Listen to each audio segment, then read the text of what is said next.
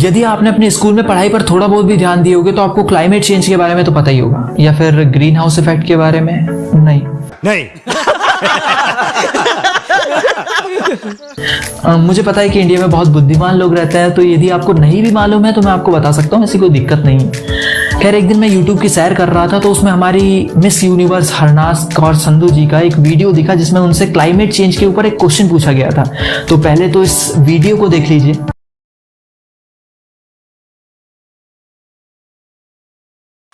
इस वीडियो को देखने के बाद मुझे लगा कि क्या क्लाइमेट चेंज इतनी बड़ी प्रॉब्लम है, क्योंकि एक प्रॉब्लम है ये मुझे पहले से ही पता था, और यदि ये इतनी बड़ी प्रॉब्लम है तो लोग इसके बारे में जानते क्यों नहीं। सो दोस्तों, आज के इस वीडियो में हम यही डिस्कस करने वाले हैं कि क्लाइमेट चेंज क्या होता है और क्लाइमेट चेंज से कौन कौन से बड़े नुकसान हो रहे हैं, इसे कैसे रोका जा सकता है, इसके लिए कौन कौन से बड़े कदम उठाए जा रहे हैं, और इसके अलावा बहुत कुछ आज के इस वीडियो में डिस्कस करने वाले हैं। तो पहले तो सब्सक्राइब करो, फिर शुरू करते हैं आज के इस वीडियो को विजनरी थिंकिंग के साथ। Climate change. Climate change. Climate change. Climate changes. Climate Your future generations. I think I speak for the rest of us when I say sorry.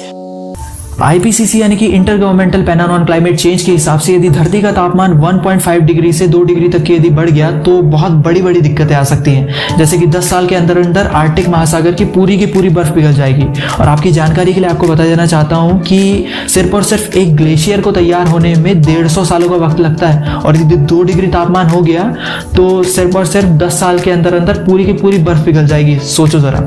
इसके अलावा मालदीव और ग्रीनलैंड जैसे जो देश हैं वो डूबने की कगार पर होंगे। मुंबई, चेन्नई, विशाखापट्टनम और इंडिया के इसके अलावा 12 बड़े शहर जो कि 3 फीट पानी में डूबे हुए होंगे, यानी कि मेरे लगभग कमर भर पानी में। और अच्छी बात यह है कि 12 बड़े शहरों के आम जो लोग हैं उनको स्विमिंग पूल पर पैसे खर्च करने की जरूरत नहीं पड़ेगी, नज़ारे कुछ ऐसे दिखाई देंगे।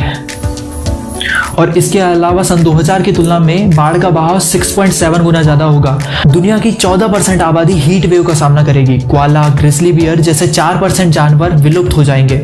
और इसके अलावा मालदीव और ग्रीनलैंड जैसे देश के इंसानों की भी प्रजाति को बहुत ज्यादा खतरा रहेगा। और जिन लोगों को हीट वेव के बारे में पता नहीं है उन लोगों को मैं बता देना चाहता हूँ कि हीट वेव का मतलब होता है गर्म लहरें या फिर जरूरत से बहुत ज्यादा गर्मी। खैर, हीट वेव तो आपको समझ में आ ही गई होगी। तो हम आज के हमारे मेन टॉपिक पर डिस्कस करते हैं और वो है क्लाइमेट चेंज, क्योंकि इसके बारे में अधिकतर लोगों को पता नहीं है कि क्लाइमेट चेंज होता क्या है। क्लाइमेट चेंज एक बहुत लंबे समय जैसे कि 10 साल, 20 साल या फिर 100 साल में होने वाला मौसम का एवरेज परिवर्तन है। नहीं आया ना समझ में? जनरली हम 3 टाइप के मौसम देखते हैं, सर्दी, गर्मी और बरसात। लेकिन जो क्लाइमेट चेंज होता है वो बहुत लंबे समय में होने वाला एवरेज परिवर्तन होता है। और ये चेंज कुछ भी हो सकता है, जैसे कि टेम्परेचर का बदलना, बेमौसम बरसात होना, सूखा, बाढ़ की समस्या और इसके अलावा बहुत कुछ।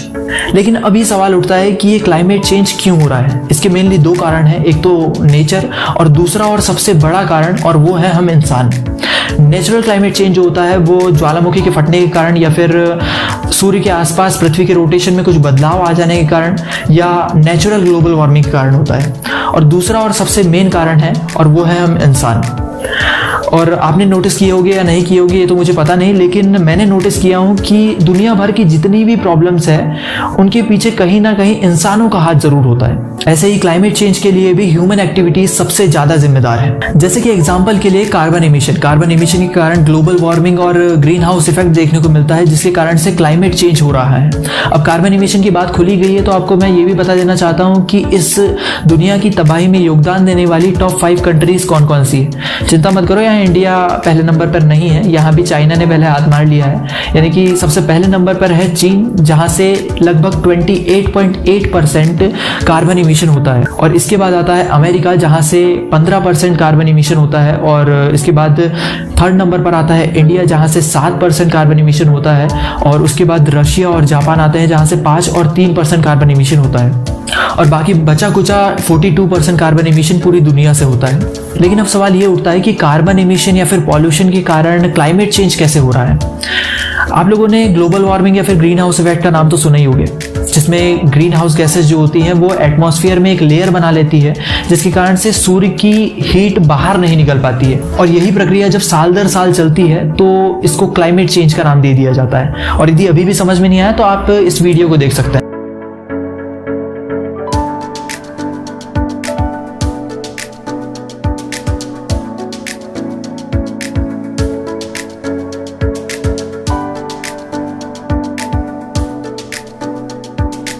और इसके कारण अर्थ का टेम्परेचर लगातार बढ़ते जाता है और टेम्परेचर बढ़ने से बहुत बड़ी बड़ी प्रॉब्लम्स आती है, जैसे कि 2021 में क्लाइमेट चेंज का कहर पूरी दुनिया ने देखा। जैसे कि ऑस्ट्रेलिया की भीषण आग, जर्मनी में 8 इंच से ज़्यादा बर्फ पड़ी, तुर्की के जंगलों में आग से भयंकर तबाही और कैलिफोर्निया में सूखा, कनाडा में हीट वेव, जर्मनी में भयंकर बाढ़ और चीन में फ्लैश फ्लड, और इसके अलावा और कई ढेर सारी घटनाएं।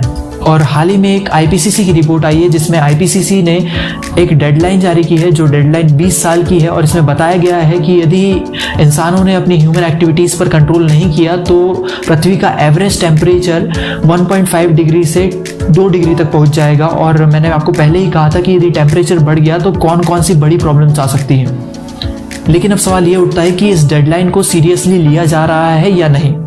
इस डेडलाइन को सीरियसली लिया जा रहा है या नहीं लिया जा रहा है ये तो मुझे पता नहीं, लेकिन अभी तक इस क्लाइमेट चेंज की जंग में लगभग 200 देश हिस्सा ले चुके हैं, यानी कि इस डेडलाइन पर अमल तो ज़रूर किया जा रहा है। और इसके अलावा इंडिया ने अपना नेट ज़ीरो एमिशन को अचीव करने का भी 2070 तक का प्लान बना लिया है, जिसमें 2030 तक के इंडिया 1 अरब टन कार्बन एमिशन को कम करेगा और फॉसिल फ्यूल का यूज़ 50% तक घटा दिया जाएगा।